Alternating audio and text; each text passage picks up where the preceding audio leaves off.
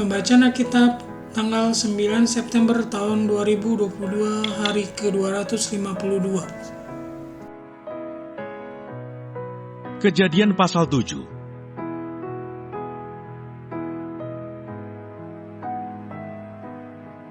Nuh berumur 600 tahun ketika air bah datang meliputi bumi.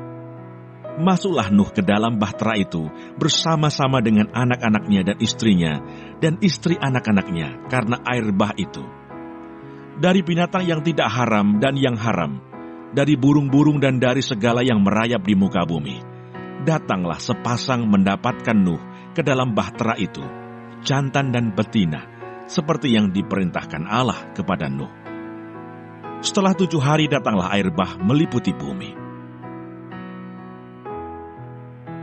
Kejadian pasal 8. Air bah surut.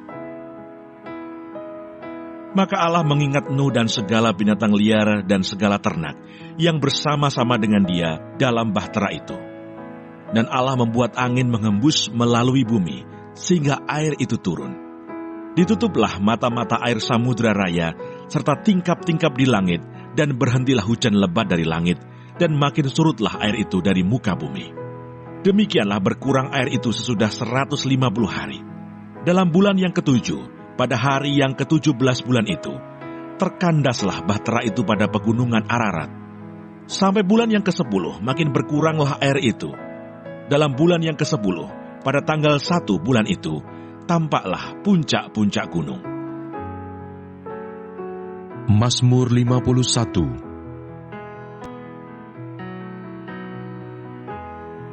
Pengakuan dosa.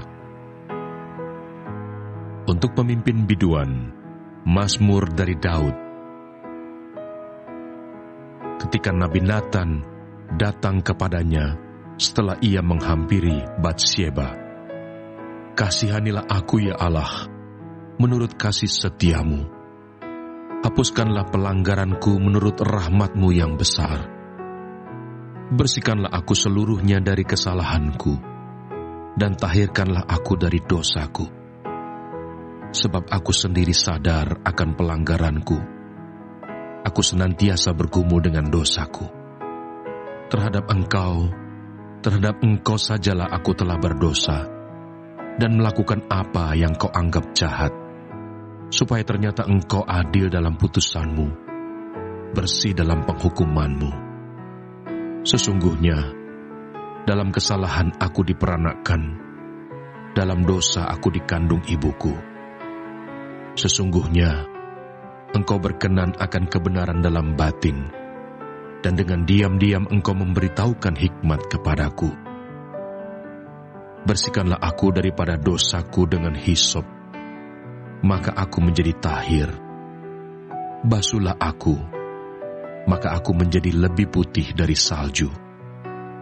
Biarlah aku mendengar kegirangan dan sukacita. Biarlah tulang yang Kau remukan bersorak-sorak kembali. 2 Petrus pasal 2. Nabi-nabi dan guru-guru yang palsu. Sebagaimana nabi-nabi palsu dahulu tampil di tengah-tengah umat Allah, demikian pula di antara kamu akan ada guru-guru palsu.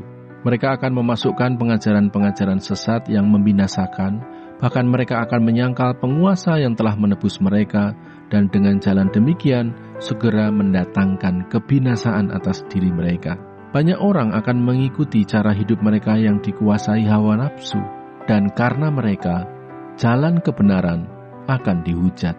Dan karena serakahnya guru-guru palsu itu akan berusaha mencari untung dari kamu dengan cerita isapan jempol mereka.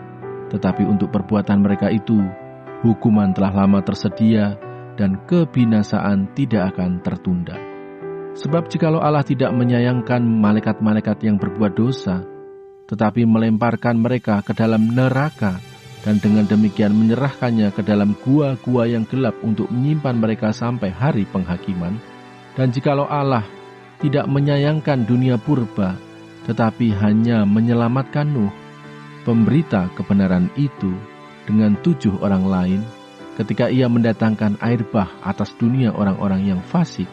Dan jikalau Allah membinasakan kota Sodom dan Gomora dengan api, dan dengan demikian memusnahkannya dan menjadikannya suatu peringatan untuk mereka yang hidup fasik di masa-masa kemudian, tetapi Ia menyelamatkan Lot, orang yang benar yang terus-menerus menderita oleh cara hidup orang-orang yang tak mengenal hukum dan yang hanya mengikuti hawa nafsu mereka saja.